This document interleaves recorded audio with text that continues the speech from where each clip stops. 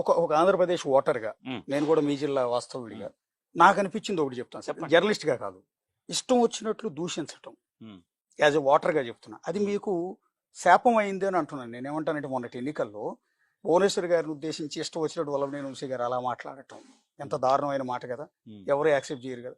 And then రెండోది పవన్ కళ్యాణ్ అదే వంశీ మోహనం నాది పొరపాటే, అక్కయ్యని అట్లా మాట్లాడటం పొరపాటే.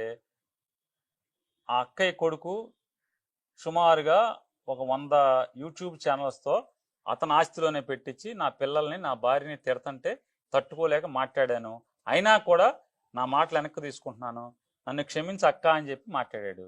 అది ఎవరికి అక్కర్లేదు. అంటే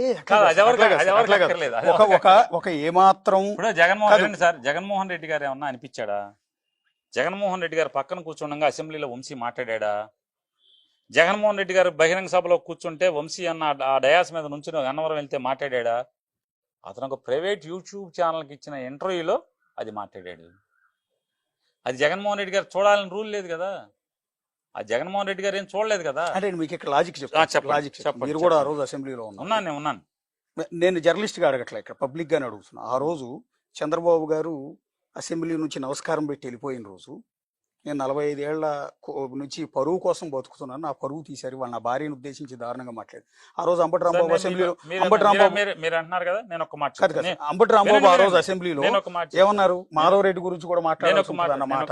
తర్వాత లోకేష్ ఎవరికి పుట్టారు అన్నమాట అసెంబ్లీలో ఎమ్మెల్యేలు అన్నది రికార్డెడ్ కదా. లోకేష్ ఎవరికి పుట్టారని పొరపాటు రికార్డెడ్ ఉన్నాయి కదా. అనలేదు మీరు, రికార్డ్ ఓపెనే, నేను అన్నాను అది అనలేదు. రెండోది మీరు ఇంతగా మాట్లాడుతున్నారు కదా, సీమరాజు అనే ఒక ఎదవ, వినండి, అసలు నా భార్యకి ఏం సంబంధం? నా భార్య గురించి అసభ్యంగా అసహ్యంగా ఒక తోటి ఆడమనిషి గురించి మాట్లాడినంత అసహ్యంగా మాట్లాడాడు. అటువంటి ఆడితో నువ్వు అంటే బాగా మాట్లాడావని చెప్పి చంద్రబాబు ఇట్ట ఫోటో దిగాడు, ఈ మధ్య సీఎం అయ్యాక దిగాడు. దాని అర్థం ఏంటి? అంటే మీ భార్యనంటేనేమో అనకూడదు ఎవరు, కానీ ఊరందరి భార్యని నువ్వు అనిపిస్తావు. వంశీని ఎప్పుడు కూడా జగన్మోహన్ రెడ్డి గారు బాగా మాట్లాడావు వంశీ, భలే మాట్లాడావని అనలా. తెలియదు ఆయనకి. అసెంబ్లీలో ఆయన అడిగాడు, ఏంటి అసలు ఈ గొడవ ఏంటి, రచ్చ ఏంటి, ఇదంతా ఏం జరుగుతుందని ఆయన అడిగాడు. ఏంటిదంతా అంటే అప్పుడు ఇదంతా జరిగిందని చెప్పారు. కానీ అది మీకు డ్యామేజ్ అవ్వలేదు ఎన్నికల్లో? ఎవరండి ఆ మాట మీ పార్టీకి డ్యామేజ్ అయిందా? జరిగిందా లేదా ప్రజలు చెప్పాలి, చెప్పాలన్నా. అంటే వంశీ అన్న మాటని అదే ఒక ప్రైవేట్ యూట్యూబ్ ఛానల్లో మాట్లాడిన దాన్ని వైఎస్ఆర్ కాంగ్రెస్ పార్టీకి జగన్మోహన్ రెడ్డికి ఆపాదించి తప్పుడు విష ప్రచారం చేశారనేది మేము చెప్పే మాట. అది జగన్మోహన్ రెడ్డి గారి ఆలోచన కాదు, జగన్మోహన్ రెడ్డి గారి సంస్కారం కాదు అట్లా మాట్లాడించటం. వంశీ వెంటనే దాన్ని నాది తప్పు అక్క, ఇట్లాగే చెప్పాడు, అక్క నాది తప్పు నిన్నంటాం, కాకపోతే నీ కొడుకు నా కూతుర్ని భార్యని తన సొంత యూట్యూబ్ ఛానల్ ద్వారా పోషించే యూట్యూబ్ ఛానల్ ద్వారా వాళ్ళని తిట్టించాడనే తప్పుతో మాట్లాడాను, అయినా అది పొరపాటే, వెనక్కి తీసుకుంటున్నాను, నన్ను మన్నించమని మాట్లాడాడు. మన్నింపు కన్నా పెద్ద శిక్ష ఏముంటుంది అన్న? నన్ను మన్నించండి అని పశ్చాత్తాపడతాను. పశ్చాత్తాపానికి మించి ఇంకేమైనా ఉంటుందా? భారతిరెడ్డి గారి గురించి మొన్న ఒక టీడీపీ కార్యకర్త కిరణ్ అనేవాడు చాలా దారుణంగా మాట్లాడారు. ఏం చేశారు? దాన్ని మాట్లాడి ఏం చేశారు? ఇమీడియట్ గా గంటల్లో అతను హైదరాబాద్ నుంచి ఈడ్చుకొచ్చి లోపల పడేశారు. ఏం ఈడ్చుకొచ్చారు? ఎవరు చెప్పారు? ఈడ్స్ కోసం పాడా, సమాజం కోసం ఆయన్ని రమ్మని, ఆయన కారేసుకు రమ్మని, ఇవన్నీ డ్రామాలు సార్. ఆయన కారేసుకు రమ్మని నేను చెప్తున్నా. ఇప్పుడు సీమరాజ్య గారిని ఏం లాక్కొచ్చావు? నేను మీడియాలో 2-3 సార్లు మాట్లాడా. ఇట్లా మా ఇంట్లో ఈ కిరణ్ గాడు నా వైఫ్ గురించి కూడా మాట్లాడాడు, నా భార్య గురించి మాట్లాడాడు. నేను చెప్పాను మీడియాలో, ఎప్పుడు లాక్కొచ్చావాడిని లాక్కు రాలేదే. అంటే మీకు డ్యామేజ్ అయిపోతుంది అనుకుని భారతిరెడ్డి గారిది మాట్లాడితే డ్యామేజ్ అవుతుంది కాబట్టి రాజకీయ ఎత్తుగడ తప్పితే సంస్కారం కాదు. సంస్కారం అయితే నేను కంప్లైంట్ చేసినప్పుడే మీరు కంట్రోల్ చేస్తారు కదా. చంద్రబాబుది సంస్కారమే, నిజమైన సంస్కారమే, నటన కాదు, రాజకీయ ఎత్తుగడ కాదు, అతను చాలా బాగా స్పందించాడనేది నిజమైతే, మీరు చెప్పేది కిరణ్ గారిని అరెస్ట్ చేయడంలో అది నిజాయితీతో కూడిన అరెస్ట్ అని మీరు నమ్మేదైతే, నేను కంప్లైంట్ చేశాను, నేను మీడియాలో మాట్లాడాను, వీడియోలు చూపించాను. సీమరాజయ్య గారు కిరణ్ గారు నా భార్య గురించి అంత అసభ్యంగా మాట్లాడారో అని నేను ఇద్దరి గురించి చెప్పాను. ఏం చేసావు ఈ రోజుకి ఆడి మీద భుజం మీద ఫోటో వేసి దిగావు తప్పితే సీమరాజు గురించి అంటే జగన్మోహన్ రెడ్డి గారి భార్యను అనేప్పటికీ అది విపరీతమైన అంటే బాహుళ్యంలోకి విపరీతంగా చొచ్చుకుపోయి నీకు నష్టం జరుగుతుంది అనేటువంటి ఎత్తుగడతో ఆయన తీసుకురావడం తప్పితే నీకు నిజంగా సంస్కారం ఉంటే నా భార్య గురించి వాళ్ళిద్దరూ మాట్లాడినప్పుడు ఈ రోజుకి నువ్వు భుజం మీద ఫోటోలు వేసి ఫోటో దిగుతున్నావు తప్పితే ఏం చర్యలు తీసుకున్నావు అని చెప్పి మీరు అన్నట్టు ఆ రోజు లాగా జగన్మోహన్ రెడ్డికి నటించడం చేత కాదు, ఆయన వంశీతో తిట్టించి మళ్ళీ డ్రామా ఆడటం అతనికి చేత అయితే, నిజంగా చంద్రబాబు లాగా డ్రామా ఆడటమే నిజమైతే వంశీని దమా 4 బాది రైట్ రాసుకెళ్ళి అని చెప్పి ఇట్లాగే డ్రామా చేసేవాడు ఏదో కంట్రోల్ చేస్తుంటే బాగుండేది కదా. ఏం చెప్పాడు చెప్పాడు వంశీ అది మాట్లాడటం తప్పు, అతను వెనక్కి తీసుకోమని ఆయనే చెప్పాడు జగన్ గారే. చెప్పకపోతే వంశీ వెనక్కి తీసుకుంటాడా? చివరిగా ఒక్క మాట అండి, అంటే బేసిక్గా ఇప్పుడు రెడ్ బుక్ని చూస్తే మొత్తం వైసీపీ నాయకులందరికీ కూడా కొంతమందికి ఏమో గుండె జబ్బులు వస్తున్నాయి, ఆపరేషన్ చేయించుకుంటున్నారు, ఇంకొంతమంది ఏమో పారిపోతున్నారు, ఇంకొంతమంది ఏమో వణుకు పుడుతోంది అని లోకేష్ గారు పదే అంటూ ఉన్నారు. నిజమేనా అది? నిజంగా రెడ్ బుక్ని చూసి వైసీపీ నాయకులు వణికిపోయే పరిస్థితి ఉందా? లోకేష్ గారు గన్నవరం పాదయాత్ర మీటింగ్లో ఆయన మాట మాట్లాడారు. వంశీకిను గుడివాడ ఎమ్మెల్యేకిను గన్నవరం ఎమ్మెల్యేకి కాదు, మీకు వీడియో చూసుకోండి కొడితే వస్తుంది అంటే వెంటనే కొడాలి నాని అన్నారు. బాబు రోజు మా పని మేమే చేసుకుంటున్నారు, నువ్వు వచ్చి పోయించేదేముంది, రోజు మా పని మేమే చేసుకుంటున్నాం కదా. ఇప్పుడు కొడాలి నానికి ఎప్పటి నుంచో ఆర్ట్ బ్లాకులు ఉన్నాయి, దాన్ని అశ్రద్ధ చేశాడు.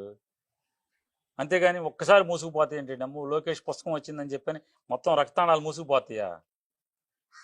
డ్రామాగా నాటకంగా బాగానే ఉంటాయి డైలాగులు, కానీ వాస్తవం సైన్స్ ఏంటి? బ్లడ్లో కొలెస్ట్రాల్ కొంచెం పేరుకుని ఒక 15 ఏళ్లకో 20 ఏళ్లకో పట్టించుకోకుండా నువ్వు మందులు వాడకుండా ఉంటే స్టాటిన్ అంటే స్టాటిన్ అంటారు, స్టాటిన్ వేసుకుంటే కొవ్వు గడ్డగడతం తగ్గుద్ది, రక్తం పలచబడే మాత్రలు వేయాలి, యాస్పిరిన్ వేయాలి, స్టాటిన్ వేయాలి, ఈ 2 ట్యాబ్లెట్లు కంటిన్యూస్గా జాగ్రత్తగా వేస్తా ఎక్సర్సైజ్ చేస్తున్నాం అనుకోండి, ఆటోమేటిక్గా దానికి సమాంతరంగా కొత్త వేళ్ళు పాగుతాయి, కొత్త నరాలు వస్తాయి, ఈ బ్లాకులు అక్కడితో ఆగిపోతాయి. అవి అశ్రద్ధ చేసాం అనుకోండి బ్లాకులు పెరిగిపోతే బైపాస్ చేయాల్సి వస్తుంది. మీకున్న సమాచారం ప్రకారం కొడాలి నాని కూడా అరెస్ట్ చేస్తారనుకుంటున్నారు, లేకపోతే ఆపరేషన్ అయింది కాబట్టి వదిలేస్తారా? రెడ్ బుక్ వాళ్ళకున్న కసి ఇటు ప్రకారం అంటే మన ఇతను లోకేష్ మాట్లాడే భాషను బట్టి అయితే ఒక 6 నెలలు బెయిల్ వచ్చేస్తుందేమో, నానికి బెయిల్ వచ్చేస్తుందేమో, బైపాస్ జరిగింది కదా, ఒక 6 నెలలు 7 నెలలు పోయాక అతనికి బెయిల్ రాకుండా ఉండే ఆరోగ్యం అంతా మంచి కండ్ల బాగా చేసి జిమ్ చేసి రోడ్ల మీద తిరుగుతున్నప్పుడు బజార్కి వస్తున్నప్పుడు అప్పుడు స్టార్ట్ చేస్తాడని నేను అనుకుంటున్నాను. అంటే చర్చకు వచ్చిందో లేదో నాకు తెలియదు, కానీ వైఎస్ఆర్ కాంగ్రెస్ పార్టీ అధికారంలో ఉన్నప్పుడు కొంతమంది నేతల నోటి దురుసు, అది వల్లభనేని వంశీ కావచ్చు, జోగి రమేష్ కావచ్చు, అంబటి రాంబాబు కావచ్చు, రోజా కావచ్చు, లేకపోతే కొడాలి నాని కావచ్చు, చంద్రబాబు నాయుడు లాంటి వ్యక్తిని, లోకేష్ లాంటి వ్యక్తిని పప్పుగాడని, ఆ నా కొడుకు ఈ నా కొడుకు అని ఇలా సంబోధించడం, ఇదంతా జనాల్లోకి నెగిటివ్గా వెళ్ళింది కదా. మీరు ఆ రోజు కంట్రోల్ చేసుకుని ఉంటే ఇలాంటి పరిస్థితి ఉండేది కాదు కదా అని ఒపీనియన్, చాలా మంది ఒపీనియన్. సంస్కృతి 2014-19 మధ్యలో చంద్రబాబు నాయుడు ఈ దుష్ట సంస్కృతిని ఈ రాష్ట్ర రాజకీయాలకి ప్రవేశపెట్టిన తర్వాత ఇవన్నీ కూడా అస్త్రాలు అయిపోతున్నాయి. ఆ పార్టీగా నువ్వు వాటి నుంచి సినిమాలు చూపిస్తారు కదా, నువ్వు బాణం వేస్తే ఇటు నుంచి నేను బాణం వేయటం, నువ్వు అగ్ని బాణం వేస్తే ఇటు నుంచి వర్షం బాణం వేయటం, లేదా నువ్వు ఇంకో బాణం వేస్తే పాము బాణం వేస్తే ఇటు నుంచి ముంగేశ్వర గర్ద బాణం వేయటం. రాజకీయాల్లో ఈ విష సంస్కృతి, ఈ తిట్ల సంస్కృతి, ఈ అసభ్య పదజాల సంస్కృతిని ప్రవేశపెట్టినోడు చంద్రబాబు.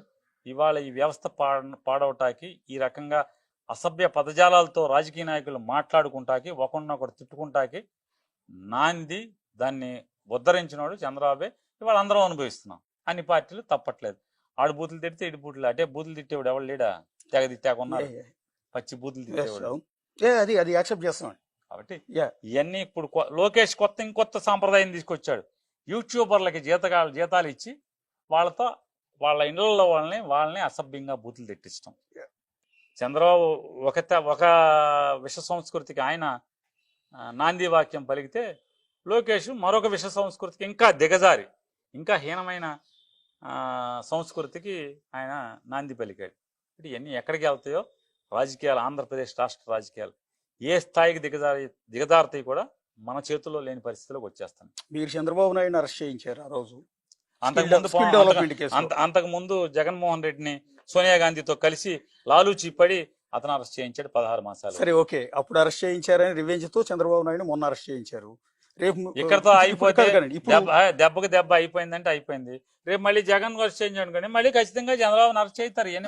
మీకు ఆ సైన్ చంద్రబాబు నాయుడు గారు జగన్ గారిని అరెస్ట్ చేయిస్తారు అని మీరు చంద్రబాబుని అడగాలి. పొద్దున ఇల్లు వచ్చినట్టు ఆయన అడగాలి, నన్ను అడుగుతారు, నాకేం తెలుసు. అంటే నేనేది ఏంటంటే మొన్న ఎక్కడో ఆఫ్ ది రికార్డ్ బాబు గారు మాట్లాడింది ఊహాజనితమైన కదా సార్. బాబు గారు మొన్న ఆఫ్ ది రికార్డ్ ఒక మాట అన్నారు, నన్ను అరెస్ట్ చేయించారు కాబట్టి నేను జగన్ అరెస్ట్ చేయించను అని. అంటే మీకు ఆ రాజకీయం ఎలక్షన్ కి 1 year ముందు చంద్రబాబు లాంటి వ్యక్తిని అరెస్ట్ చేసి జైల్లో పెడితే ఆయనకి సింపతి వస్తుందన్న విషయం మీరు ఎందుకు గ్రహించలేకపోయారు? మీలాంటి సీనియర్లు ఎందుకు సలహా ఇవ్వలేకపోయారు? బేసిక్ గా ఏంటంటే చంద్రబాబు నాయుడు గొప్ప నటుడు అండి. ఇది నేను చెప్పలా, సాక్షాత్తు పిల్లనిచ్చినట్టు రాజకీయాల్లో వెన్నుతట్టి పోషించినటువంటి నా నందమూరి తారక రామారావు గారు చెప్పాడు, నా అల్లుడు నాకంటే గొప్ప నటుడు అని. రామారావు 10 మంది రామారావు గారు కలిసి వచ్చిన, 10 మంది ఎస్వి రంగారావు కలిసి వచ్చిన చంద్రబాబు నటనతో ఎవడో సరిపోడు.